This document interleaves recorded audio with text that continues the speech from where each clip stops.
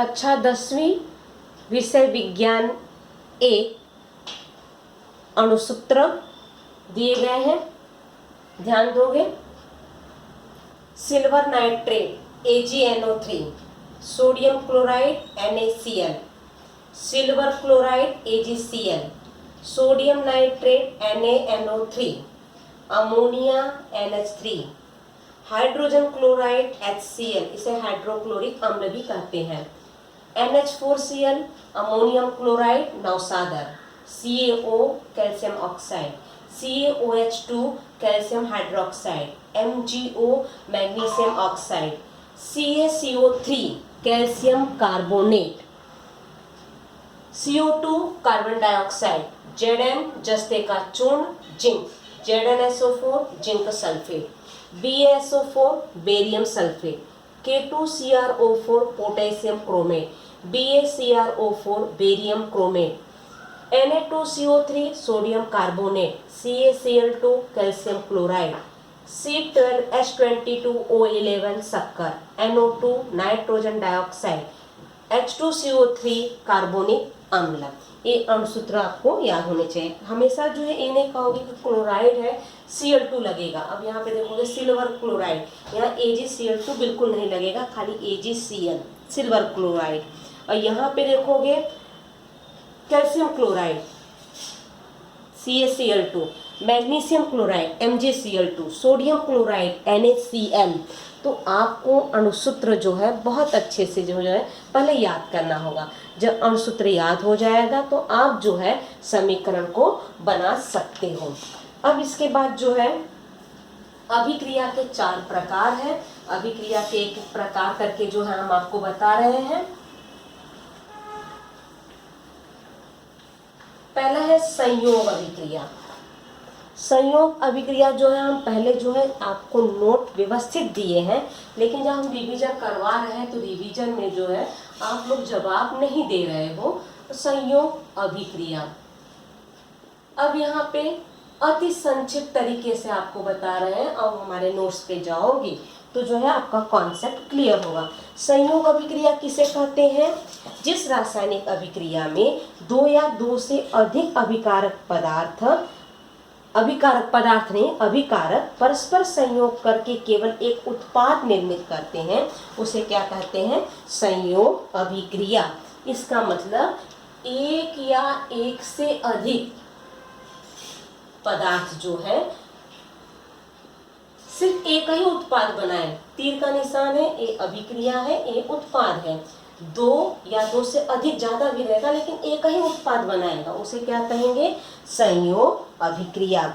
एक जो है एग्जाम्पल ले रहे हैं कार्बन डाइऑक्साइड और पानी का क्रिया होने पर, तो हम इसको शब्दों में कैसे लिखेंगे? जब वायुमंडलीय कार्बन डाइऑक्साइड जल वाष्प से क्रिया करती है, वायुमंडलीय कार्बन डाइऑक्साइड तो CO2 जल वाष्प कहा जाए पानी। कार्बन डाइऑक्साइड जल वाष्प से क्रिया करके क्या बनाएंगे? कार्बोनिक अम्ल। तो कार्बोनिक अम्ल कह रहे हैं तो सीधा अणुसूत्र पे आ जाओगे। कार्बोनिक अम्ल का अणुसूत्र क्या है? H2CO3। अब अपना इक्वेशन चेक कर लो, क्या ये बराबर है समीकरण? यहाँ H2 है, यहाँ H2 है।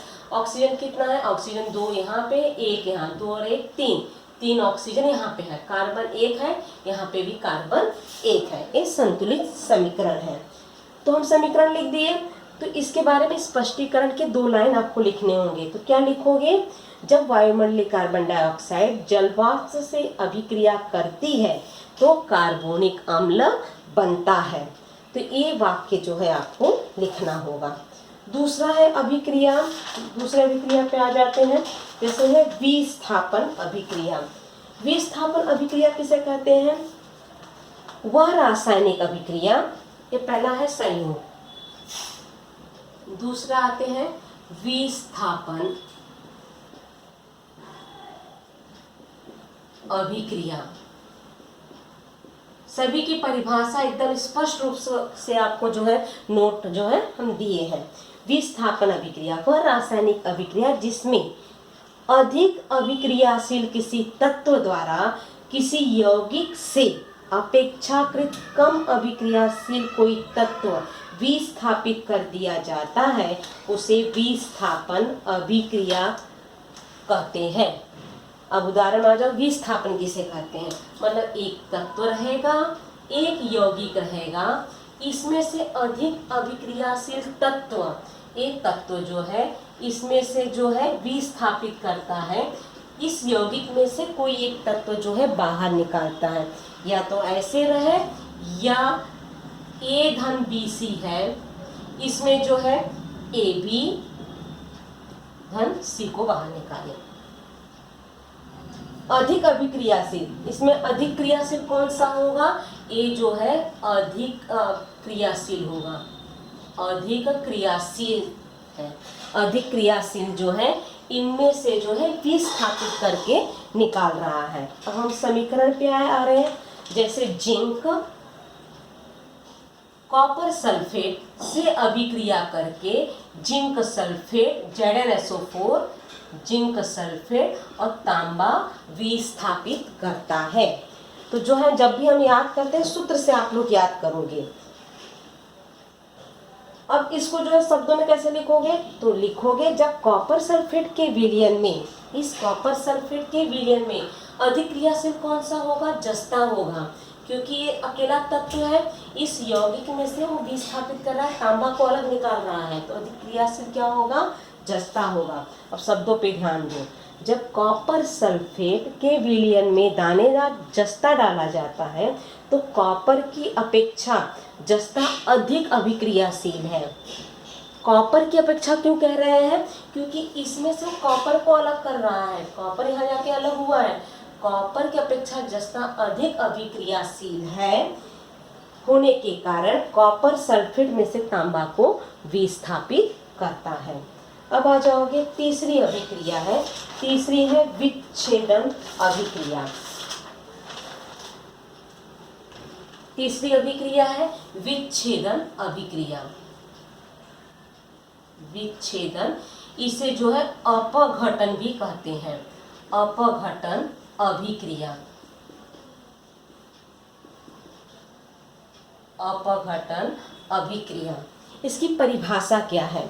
इसकी परिभाषा है अपघटन की, जिस रासायनिक अभिक्रिया में अभिकारक उपयुक्त परिस्थिति में अपघटित होकर दो या दो से अधिक सरल उत्पाद निर्मित करता है उसे विच्छेदन या अपघटन कहते हैं।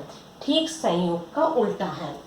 जैसे यहाँ पे यौगिक है AB, दो या दो से अधिक AB, मतलब एक यौगिक में से जो है दो या दो से अधिक जो है विस्थापित करता है। अब हम समीकरण पे आ रहे हैं।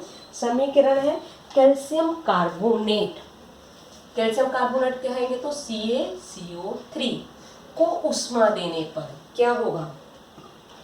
कैल्शियम कार्बोनेट बनेगा और कार्बन डाइऑक्साइड गैस जो है मुक्त होगी। समीकरण अपना चेक कर लो।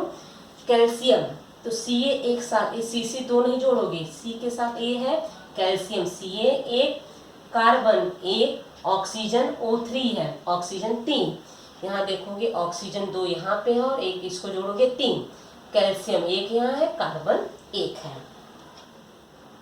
अब इसके बाद वाला है विच्छेदन के बाद अंतिम वाली लाइन है युग्म विस्थापन अभिक्रिया। युग्म विस्थापन अभिक्रिया की परिभाषा पे आ जाओगे। उसकी परिभाषा क्या है? सभी की परिभाषा व्यवस्थित याद करोगे, इस तरह से आप बनाओगे। आशा करते हैं आपका कॉन्सेप्ट जो है क्लियर होगा। युग्म विस्थापन अभिक्रिया। युग्म विस्थापन अभिक्रिया की परिभाषा है वह रासायनिक अभिक्रिया जिसमें किन्हीं दो अभिकारी पदार्थों के आयन अपने स्थान में परस्पर परिवर्तन करके नए उत्पाद का निर्माण करते हैं उसे विस्थापन अभिक्रिया कहते हैं।